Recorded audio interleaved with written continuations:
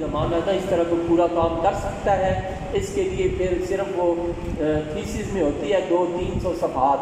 محدود ہوتے ہیں. تو اس محدود اور اس کا پیریڈ بھی محدود ہوتا ہے. سب دو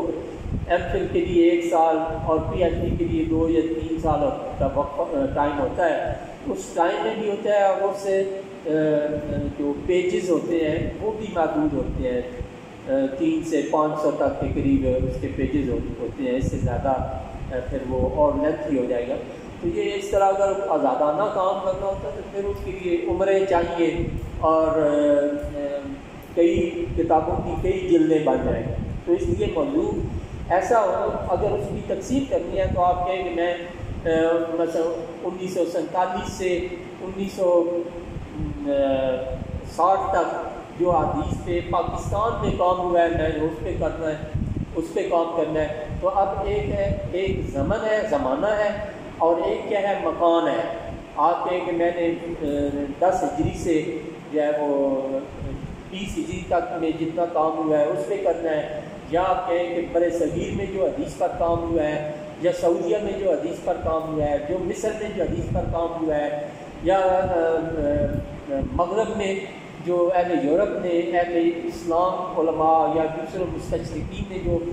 کام کیا ہے میں نے اس حوالے سے تحقیق کر لی ہے. تو اس چیز کو تقسیم کیا جا سکتا ہے, لیکن ایسا موضوع ہونا چاہیے جس پر کام پہلے نہ ہوا ہو اور نہ ہو رہا ہو. پھر دوسری چیز موضوع ایسا ہو جس پر تحقیق کی جا سکے. ٹھیک ہے, موضوع ایسا ہو جس پر تحقیق کی جا سکے, وہ مسلمات میں سے نہ ہو. مسلمات کا کیا مطلب ہے؟ یعنی ایسی چیزیں جو کیا ہے طے ہے شدہ ہے, جیسے توحید ہے یہ طے ہے اہل اسلام کے نزدیک, اللہ وحدہ لا شریک ہے. اسی طرح رسالت ہے, نبی کریم صلی اللہ علیہ وسلم اللہ کے رسول ہے, یہ بھی ایسی چیز ہے کہ اس میں تحقیق کی جائے. ٹھیک ہے, اسی طرح ختم نبوت کا مسئلہ ہے, یہ طے شدہ ہے. ٹھیک ہے, اب اس پہ کیا ہم اس کا اضافہ کر سکتے ہیں؟ تو یہ چیز ہے کہ ایسا موضوع کہ جو مسلمات میں سے نہ ہو اس پر مزید قائم یا وہ کام کیا جا سکے. ایسے عقائد و نظریات جو تمام افراد کے لیے تسلیم شدہ ہیں جیسے توحید, رسالت, ختم نبوت وغیرہ, اس میں اسباب کے بجائے اعتراضات کا جواب مقصود ہو تو درست ہے. ٹھیک ہے جی, یعنی اگر توحید کا ہے تو اگر آپ اس کو ثابت کرنا شروع کر دیں کہ میں تھیسس لکھوں اور اس میں ثابت کروں کہ اللہ وحدہ لا شریک ہے, تو یہ کوئی کام نہیں ہے. یہ پہلے ہی اہل اسلام کے نزدیک متفق اور مسلم چیز ہے. ہاں یہ آپ کام کر سکتی ہیں کہ توحید پر ہونے والے اعتراضات مثلا الحاد ہے, الحاد کے حوالے سے اور تحریت ہے, اس حوالے سے آپ کام کر سکتی ہیں کہ انہوں نے جو اللہ اور اللہ کی ذات اور اللہ کے اعمال اس کا جو اعتراضات کیے ہیں ان پہ کام کیا جا سکتا ہے اور ان کا جو ہے وہ اعتراضات کا جائزہ لیا جا سکتا ہے. اب موضوع ایسا ہو جس پر اس علم میں کچھ نہ کچھ اضافہ ہو, یعنی موضوع ایسا ہو کہ اشاعت کے بعد یعنی جب وہ پرنٹ ہو جائے تو اس کے بعد قارئین کو اس میں دلچسپی ہو, جب چھپ کر آئے مارکیٹ میں آئے تو لوگ اس میں دلچسپی کا اس کا موضوع کا کو دیکھتے ہی لوگوں کو کیا ہے وہ اٹریکشن ہو, ان کی دلچسپی پیدا ہو کہ یہ نئی چیز آئی ہے, اس کو دیکھنا چاہیے, اس کو پڑھنا چاہیے, اس کے بارے میں معلومات حاصل کرنی چاہیے. اس میں اس تحقیق نگار نے, اس مقالہ نگار نے, اس باحث نے, اسکالر نے اس میں کیا کیا ہے, کیا نئی چیز لایا ہے, تو اس میں لوگوں کا کیا ہے دلچسپی پیدا ہو. ایسا موضوع ہونا چاہیے. تحقیق کے لیے ایسا موضوع لینا چاہیے جس پر کافی مواد مل جائے. تو مواد کیا ہے؟ ریفرنسز ہیں اور اس کے متعلق کتابیں ہیں, بیسک سورسز اور سیکنڈری سورسز یہ موجود ہوں تاکہ اس سے وہ صحیح طور پر اپنے اس مضمون کا، اپنی بحث کا حق ادا کر سکے۔ موضوع خالص تنقیدی نہ ہو، یعنی اور تنقیدی موضوع تحقیق کے لیے غیر مناسب ہوتا ہے۔ مثلا فلاں کا رد، فلاں پر اعتراضات، یہ ایسا موضوع جو گویا کہ اس سے یہ پتہ چلتا ہے کہ یہ جو باعث ہے، جو اسکالر ہے، یہ پہلے کوئی ذہن بنا چکا ہے اپنا، اور اس ذہن کے مطابق اب اس نے اس کے اعتراضات کے جواب دینے ہیں۔ یعنی موضوع ایسا ہونا چاہیے جس میں باعث، جس میں اسکالر غیر جانبدار لگے، کہ وہ غیر جانبدار ہے، وہ کسی ایک سائڈ پہ نہیں ہے۔ تحقیق کے بعد وہ کس سائڈ پہ جاتا ہے یہ ایک علیحدہ بات ہے، لیکن تحقیق وہ پڑھنے تک جب تک مکمل نہ پڑھے کوئی، تو اسے یہ ہونا چاہیے کہ وہ محقق جو ہے، وہ باعث، وہ اسکالر، وہ کیا ہے، غیر جانبدار ہے۔ وہ غیر جانبدار ہو کر اس اپنے موضوع کا انتخاب کرے اور اس پر کام کرے، کیونکہ اگر وہ جانبدار ہو جائے گا تو پھر اس صورت میں وہ اس بحث کی، اپنے موضوع کا جو ہے وہ حق ادا نہیں کر سکے گا۔ موضوع سے متعلق مواد اس کی اپنی زبان میں ہونا چاہیے، ٹھیک ہے، کسی دوسری زبان میں نہ ہو، اور ایسی زبان میں نہ ہو کہ جو اسکالر جس سے واقف نہیں ہے۔ اگر مثلا ایک عالم ہے، ایک اسکالر ہے، اگر اس کو اردو اور عربی آتی ہے تو وہ انگریزی کے ساتھ جو ہے وہ متھا نہ لگائے، وہ وہی موضوع ٹاپک چنے کہ جس میں اس کے پاس مواد اردو اور عربی میں موجود ہو اور کافی شافی اس کے پاس موجود ہو۔ ہاں، یہ بڑی اچھی بات ہے کہ انسان کو زیادہ سے زیادہ زبانوں پر، اب اگرچہ عبور نہ بھی ہو تو کم از کم اس کی بیسک چیزوں کے متعلق اسے علم ہونا چاہیے۔ اگر کوئی پیراگراف آ جاتا ہے درمیان میں، عربی کی کتاب میں انگلش کا پیرا آ جاتا ہے یا کسی اور زبان، ایسی زبان کا آ جاتا ہے، تو کم از کم وہ اس پیراگراف کو ڈائریکٹ سمجھ سکے۔ وہ ایسے نہیں اس کو کسی کو بلانا پڑے، بھائی اس کا ترجمہ کر کے دو، پھر ترجمے والا اپنی کوئی ڈنڈی مار دے، اپنی طرف سے کوئی بات کر دے، یا کوئی ایسی کوئی عام چیز کو وہ مس کر دے، چھوڑ دے، تو یہ چیز اسکالر کے لیے یہ چیز فائدہ مند ہوگی کہ وہ ڈائریکٹ اس زبان سے تھوڑی بہت واقفیت رکھتا ہو، تاکہ اگر کوئی ایسا اس کی پاس میں تحقیق میں کوئی ایسا پیراگراف آ جاتا ہے، کوئی ایسا سب چھوٹی بحث آ جاتی ہے جو کسی اور زبان میں ہے، انگلش میں ہے، تو اسے وہ آسانی سے سمجھ سکے۔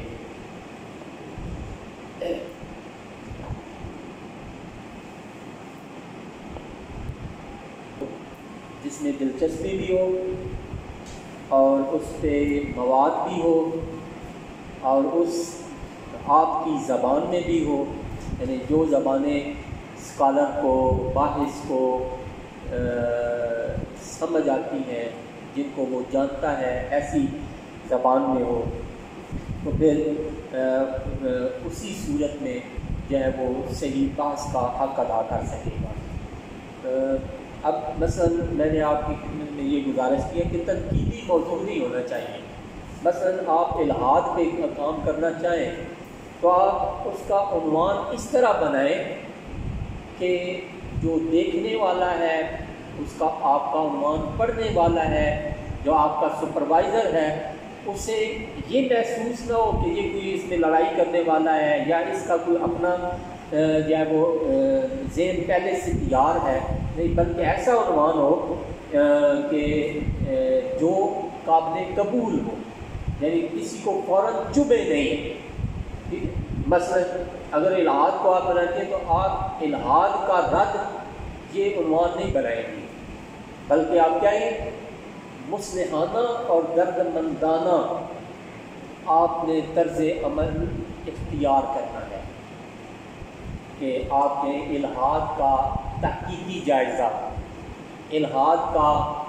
مطالعہ، الحاد اور ملحدین کے اعتراضات کا تحقیقی جائزہ، ان کا تحقیقی جو ہے مطالعہ، اس قسم کا اعتراض، تاکہ کوئی ایسی منفی چیز آپ کی طرف سے فرسٹ گلینس میں نہ جائے، پہلی نظر میں آپ یہ محسوس نہیں ہونا چاہیے کہ آپ کہ اس کے بارے میں جانبدار ہیں یا اس کے بارے میں آپ کو پہلے ذہن بنا چکے ہیں۔ اور اللہ تعالیٰ کا بھی ارشاد گرامی ہے، ادعو الی سبیل ربک بالحکمت والموعظۃ الحسنۃ وجادلھم باللتی ہی احسن فاذا الذی بینک وبینہ عداوۃ کأنہ ولی حمیم۔ یہاں اللہ تعالیٰ نے فرمایا کہ کفار کو یا ان کو جب تم دعوت دو تو کس انداز سے دو؟ حکمت کے ساتھ، اچھی حکمت کے ساتھ اور اچھی نصیحت کے ساتھ، اور ان کے ساتھ وجادلھم، ان کے ساتھ گفتگو کرنا۔ یہ مجادلہ مطلب یہ نہیں ہے کہ اس کے ساتھ تیوری چڑھا کے، چہرے پہ غصہ لا کے، اور وہ ایسی چہرے پر خشونت طاری کر کے کسی کے ساتھ، چاہے وہ جتنا مرضی دشمن ہو، چاہے وہ دشمن دین ہو، چاہے وہ دشمن آپ ذاتی دشمن، اگر کسی کے ساتھ بات کرنی ہے تو یہاں قرآن پاک کا حکم ہے کہ آپ اگر کفار سے بات کر رہے ہیں تو اس احسن انداز سے، اس خوبصورت انداز سے بات کریں اور ان کے ساتھ گفتگو کریں کہ انہیں ایسے محسوس ہو کہ کأنہ ولی حمیم، کہ وہ آپ اس کے گہرے دوست ہیں، آپ اس کے اچھے خیر خواہ ہیں، تو خیر خواہ بن کر، دوست بن کر، اس کا مصلح بن کر اس سے بات کرنی ہے، تو تبھی وہ آپ کی بات کو سنے گا بھی اور اس کو پڑھنے کی طرف مائل بھی ہوگا۔ اسی طرح موضوع کے انتخاب میں جب آپ کسی ٹاپک پہ آپ کا دل مطمئن ہو جائے، آپ کی دلچسپی بھی ہو، دل بھی مطمئن ہو، اس کے بارے میں آپ کے پاس بنیادی معلومات بھی ہوں، بنیادی جو اس کے یعنی بیسک جو اس کے ریفرنسز ہیں ان تک بھی آپ کی رسائی ہو،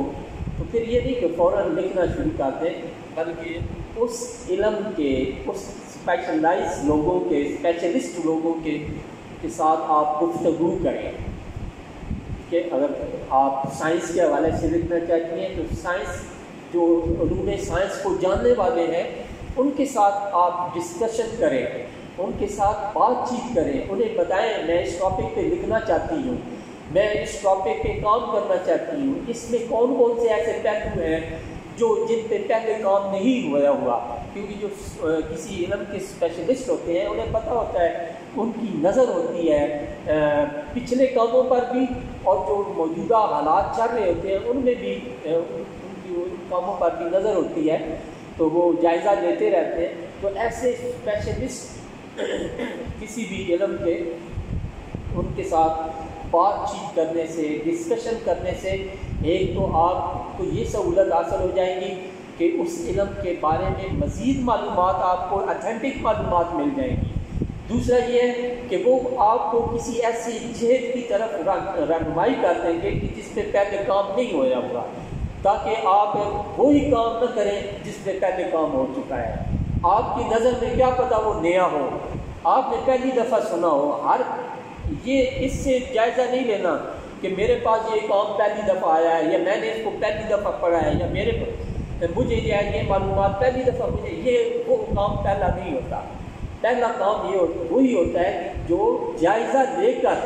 پورے اس علم کے فنون کا جائزہ لے کر دیکھا جاتا ہے کہ اس چیز پر پہلے کام نہیں ہوا، اس کو کیا جائے۔ ٹھیک ہے، یہ نہیں ہے کہ میرے پاس اگر ساری دنیا میں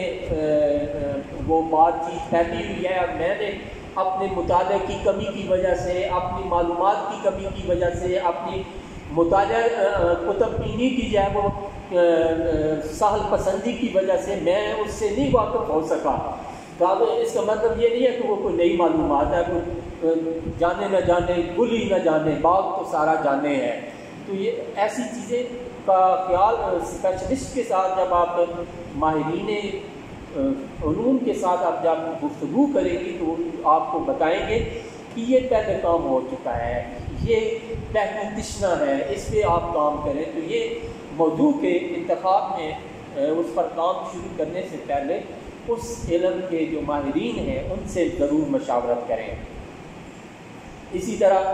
عصر حاضر کے تقاضوں اور معاشرے کے سلگتے مسائل کو موضوع اپنائیں، اس پر کام کریں. اور ایک اور چیز جو بڑی عام ہے وہ یہ ہے کہ جب آپ کسی موضوع کا انتخاب کریں تو جس ادارے میں آپ وہ موضوع پیش کرنا چاہ رہی ہیں،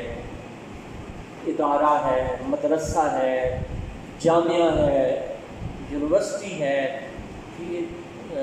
انٹرنیشنل یونیورسٹی ہے، اس ادارے کے معیار کے مطابق آپ کا موضوع پورا اترتا ہے یا نہیں. ٹھیک ہے، یہ بھی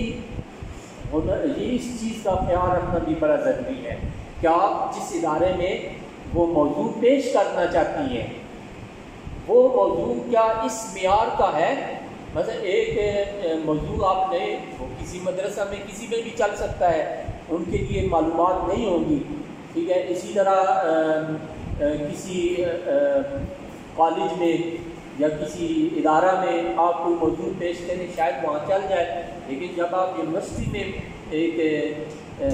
موضوع کا انتخاب یونیورسٹی کے تھیسس کے لیے کرتی ہیں تو اس صورت میں آپ کو موضوع کا ایسا انتخاب کرنا ہوگا جو اس ادارے کے معیار کے مطابق پورا ہوگا. کیونکہ اگر معیار کے مطابق نہیں ہوگا تو سپروائزر ہی آپ کا وہ مضمون ریجیکٹ کر دے گا، وہ موضوع ریجیکٹ کر دے گا. وہ کہے گا کہ یہ ہمارے ادارے، ہمارے یونیورسٹی، ہمارے جامعہ کے معیار کا ہی نہیں ہے، اس لیے اس کو کنڈم کرو. اسی طرح اگر آپ یونیورسٹی میں ہیں تو یونیورسٹی کے معیار، کیونکہ یونیورسٹی میں ایک تو کافی اسکالرز ہوتے ہیں، دوسرا یونیورسٹیوں کے آپس میں کافی جو ہے وہ تعلقات ہوتے ہیں کہ وہ چیز آپس میں شیئر کرتے رہتے ہیں، جس سے یہ پتہ چلتا ہے کہ اس ٹاپک پہ فلاں یونیورسٹی میں کیا کام ہوا ہے، فلاں یونیورسٹی میں کیا کام ہوا ہے، فلاں.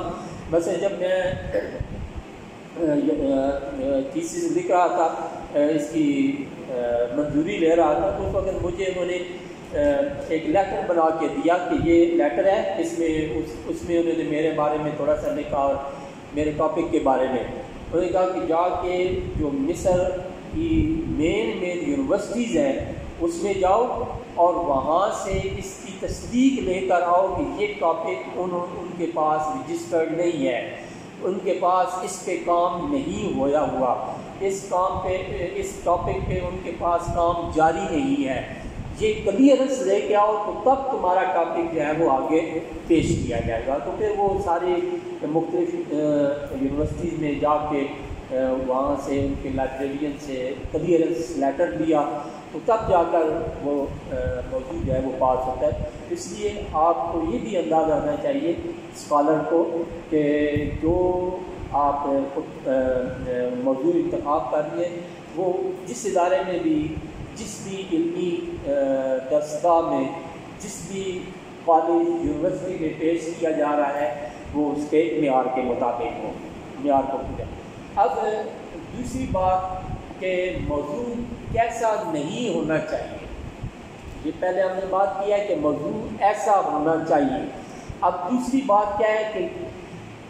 موضوع ایسا نہیں ہونا چاہیے. وہ کیا ہے، وہ کون سی خامی ہے کہ جو موضوع میں نہیں ہونی چاہیے. نمبر 1 جو پہلے بھی میں گزارش کر چکا ہوں کہ مطالعہ کے بغیر، یعنی بنیادی مطالعہ کے بغیر خیالات کے سمندر میں غوطہ زنی نہیں کرنی چاہیے. جس بھی ٹاپک کے بارے میں ٹاپک کو آپ منتخب کریں اس کے بارے میں آپ کے پاس بنیادی مواد ہونا چاہیے. اس بنیادی مواد، اس اپنے ٹاپک کے متعلق معلومات حاصل کرنے کے جو وسائل ہیں وہ کیا ہے، آپ کتابوں کا مطالعہ کریں. اس ٹاپک کے اوپر جو آرٹیکلز لکھے جاتے ہیں اخبارات میں، رسائل میں، اخبارات کے زیادہ اتھینٹک نہیں ہوتے، لیکن جو رسائل وغیرہ مختلف علمی رسائل ہوتے ہیں ان میں جو ہے وہ جو اس موضوع پر مختلف اسکالرز کے آرٹیکل آئے ہوتے ہیں ان کا مطالعہ کریں. مختلف کتابوں کے صرف موضوعات کو دیکھ کر موضوع کا انتخاب نہیں کرنا چاہیے. آپ ایک کتاب لیتی ہیں سیرت کی یا قرآن کی یا سائنس کی، تو آپ اس کے جو پہلی فہرست ہے اس کو دیکھ کر آپ جو ہے وہ ٹاپک اپنے اور فصلیں اور ابواب چیپٹر وغیرہ بنا کے، خاکہ بنا کے، سلیکشن بنا کے آپ دے دیتی ہیں، تو یہ درست نہیں ہے. اس کی وجہ یہ ہے کہ بعض دفعہ ٹاپک اور ہوتا ہے، اس کے نیچے مواد اور ہوتا ہے، بعض اوپر عنوان اور ہوتا ہے اور اس کے نیچے گفتگو ہماری سمجھ کے مطابق عنوان وہ تو ٹھیک دیتے ہیں، لیکن بعض دفعہ جو باعث ہوتا ہے، اسکالر ہوتا ہے، جو ابتدائی درجے پہ ہوتا ہے، وہ سمجھتا ہے کہ اس میں میرے متعلق موضوع ہوگا، بات ہوگی میرے موضوع کے متعلق، لیکن جب وہ دیکھتا ہے تو اس کے موضوع کے متعلق وہ بات ہی نہیں ہوتی، معلومات ہی نہیں ہوتی، وہ کسی اور پہلو سے اس پہ بات کر رہا ہوتا ہے. تو اس لیے کسی بھی کتاب کے فہرست کو دیکھ کر، اس کے عنوانات کو دیکھ کر اپنا جو ہے وہ موضوع منتخب نہیں کرنا چاہیے. مختلف تحریروں کی صرف برق گردانی کے ذریعے موضوع کا انتخاب نہیں کرتے. آپ نے کوئی تحریر پڑھ لی، 2-4 تحریریں پڑھ لی کسی موضوع کے متعلق، آپ نے کہا اچھا ذہن بنا لیا کہ یہ ٹھیک ہے، تو اس میں جو ہے وہ آپ اپنا سنیپسز، خطہ،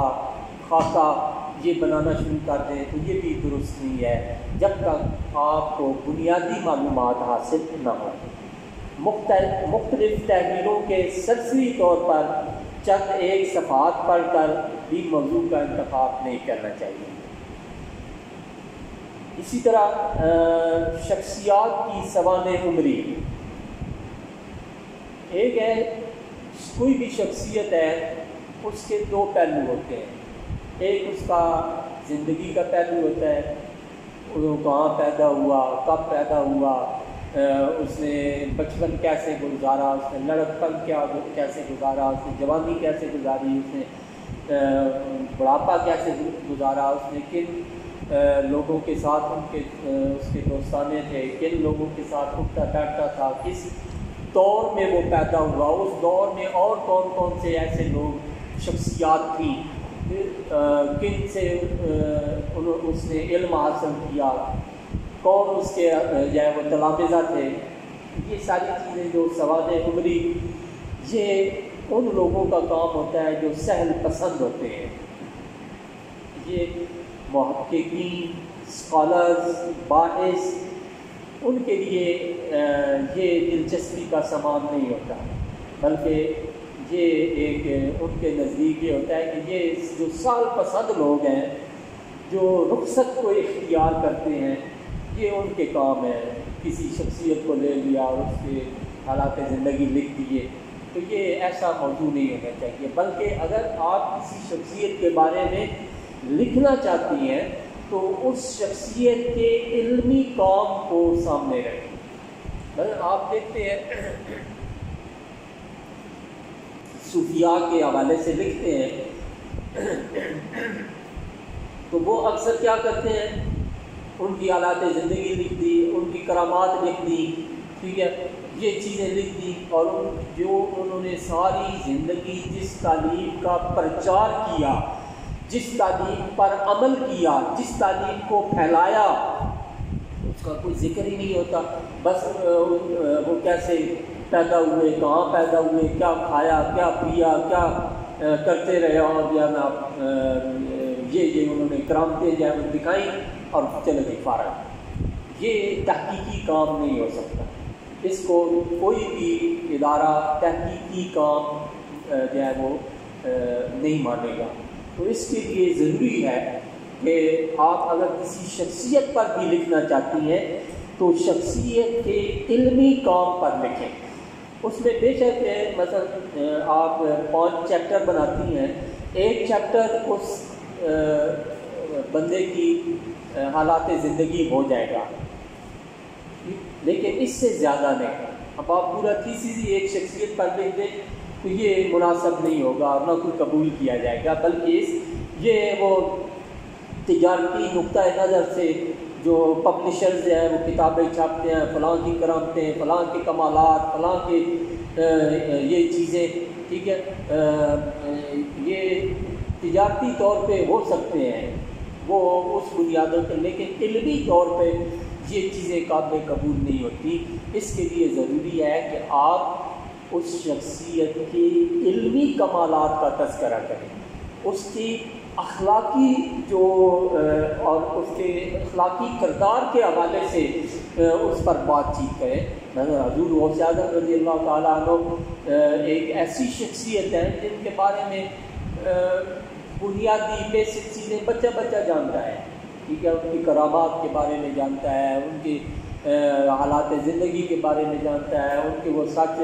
بولنے کی وہ جو روایت ہے اس کے بارے میں جانتا ہے، انہوں نے کس طرح مشکل میں تعلیم حاصل کی، تعلیم کے لیے بغداد کا سفر کیا، یہ ساری چیزیں چھوٹی موٹی بات، لیکن جو ان کی اصل تعلیمات ہیں ان کے بارے میں کوئی بھی نہیں جانتا۔ ان کے بارے میں انہوں نے ان کی کیا تعلیمات کی، انہوں نے کیا قوم کو، اہل اسلام کو تعلیمات کا گلدستہ عطا فرمایا، کیا انہوں نے علمی کام کیا، کیا انہوں نے تبلیغی کام کیا، کیا کس طرح انہوں نے اللہ کے دین کی تبلیغ کی کہ ان کی ایک محفل میں 70,000 جب لوگوں کا مجمع ہوتا تھا اور وہ علم عطا فرما رہے ہوتے تھے،